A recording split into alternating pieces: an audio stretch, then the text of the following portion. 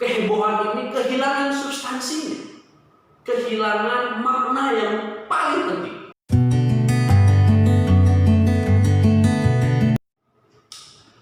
Yahoo, terima kasih untuk teman-teman yang tetap setia menonton video-video saya baik di Facebook maupun di media sosial lainnya.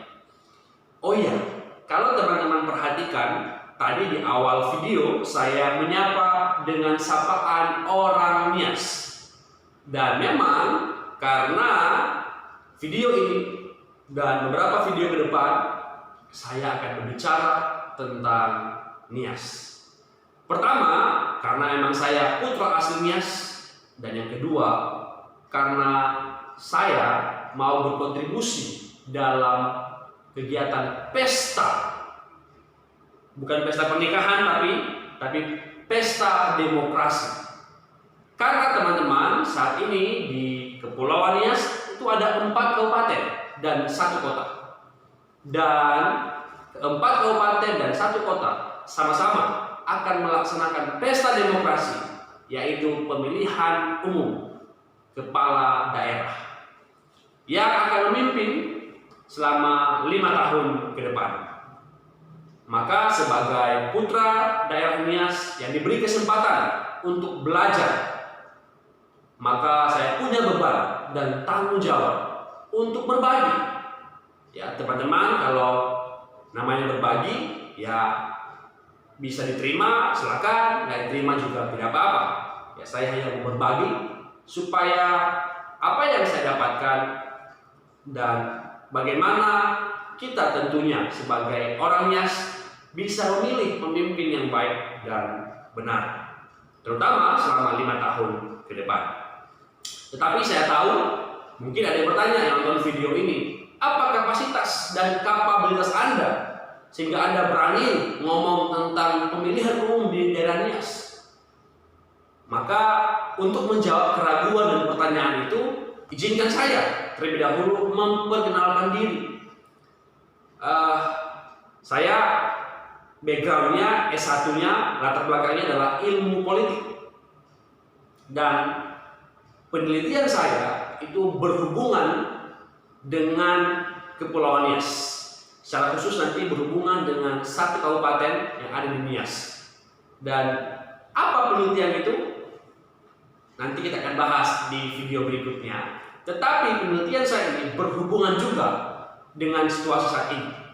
Yang kedua, saya juga adalah S2 di bidang hukum ilmu pemerintahan. Dan sangat jelas ini sangat berhubungan dengan apa yang akan saya bicarakan dalam video ini dan video-video berikutnya. Sehingga teman-teman semua, warga maya di medsos semua, saya pikir menurut hemat saya, dengan kapasitas dan background ilmu yang saya miliki, saya berharap dan saya yakin saya punya kapasitas untuk berbicara tentang ini dari perspektif ilmu politik, ilmu hukum, dan maupun ilmu sosial. Baik, tanpa berlama-lama gitu ya, mari kita bahas apa yang akan kita diskusikan, apa yang akan saya bagikan di video kali ini. Pertama, saya mau membagikan tentang apa yang sedang hangat saat ini. Seperti diketahui bahwa pada tanggal 4 sampai 6 September itu ada pendaftaran calon kepala daerah. Dan saya perhatikan di media sosial begitu seru. Ya, hampir semua kabupaten kota itu saya berteman dengan warganya. Dan saya bisa melihat masing-masing punya pilihan sendiri, masing-masing menjagokan pilihannya sendiri, dan itu tidak salah. Dan seru sekali melihatnya.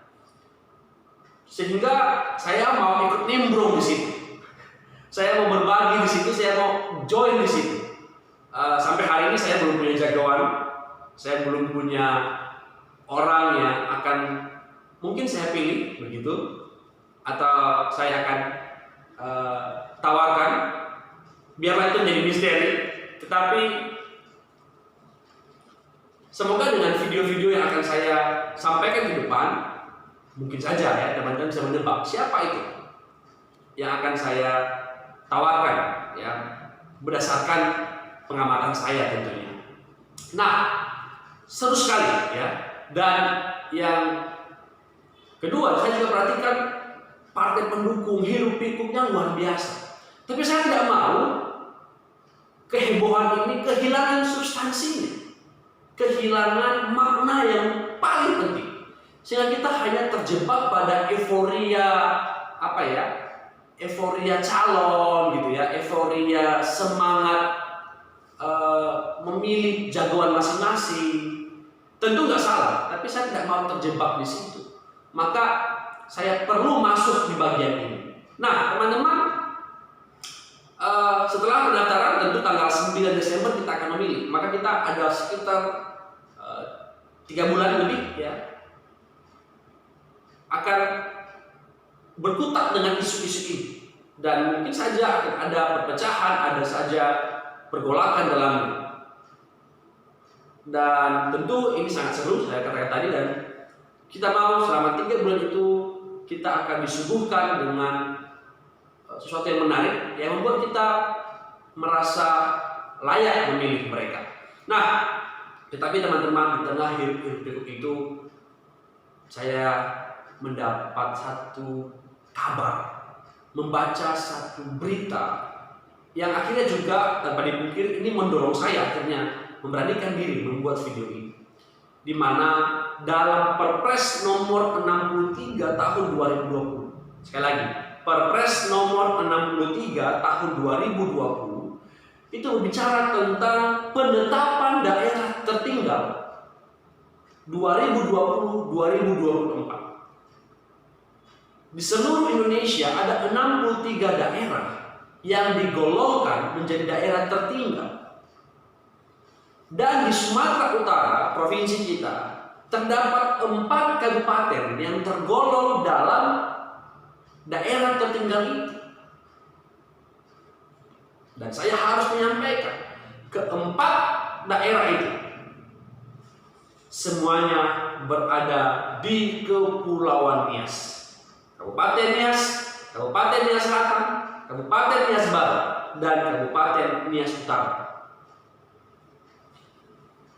adalah 4 daerah tertinggal di Provinsi Sumatera Utara.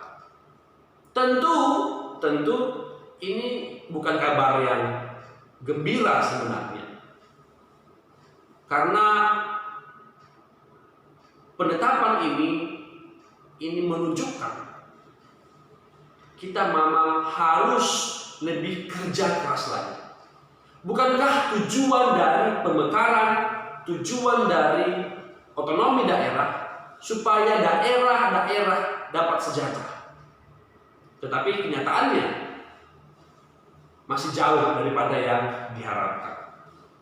Teman-teman, dalam Perpres itu ada 6 kriteria kenapa daerah itu dikatakan daerah tertinggal. Pertama adalah sumber daya manusia.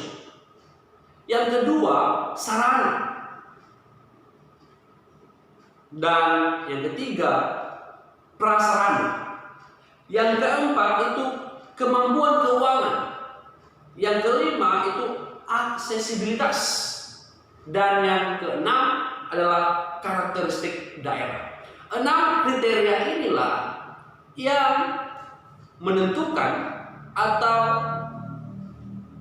ditentukannya satu daerah menjadi daerah tertinggal. Maka seharusnya para calon kepala daerah yang ada di Kepulauan Nias secara umum dan 4 kabupaten secara khusus itu dalam program, dalam visi dan misinya harus memuat, harus menjawab ke-6 kriteria ini.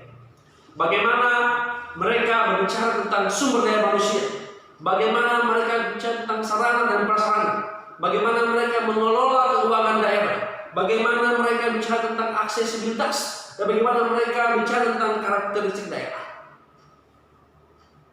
Maka setiap mereka dalam program-program mereka harus memuat 6 karakter ini. Maka seleksi awal kita adalah melihat program visi dan misi mereka. Kalau dalam visi misi mereka tidak ada termuat 6 kriteria ini, maka ini sudah menjadi indikasi awal kita untuk tidak memilih mereka. Tetapi kalau mereka dalam visi misi mereka memuat ke-6 kriteria ini untuk menjawab ketertinggalan kita, maka mungkin bisa dipertimbangkan. Tetapi ini masih awal. Saya berharap video ini dapat didengar para calon kepala daerah, sehingga dalam menentukan visi dan misi nanti ketika kampanye, inilah yang ditawarkan, sehingga 2024 Nias secara umum, Nias Selatan, Nias Utara, Nias Barat bisa terlepas dari kategori daerah tertinggal. Saya pikir ini saja yang mau saya sampaikan di video kali ini. Terima kasih telah setia sampai menonton, dan sampai ketemu di video-video berikutnya yang membahas tentang Nias. Terima kasih dan Yahoo!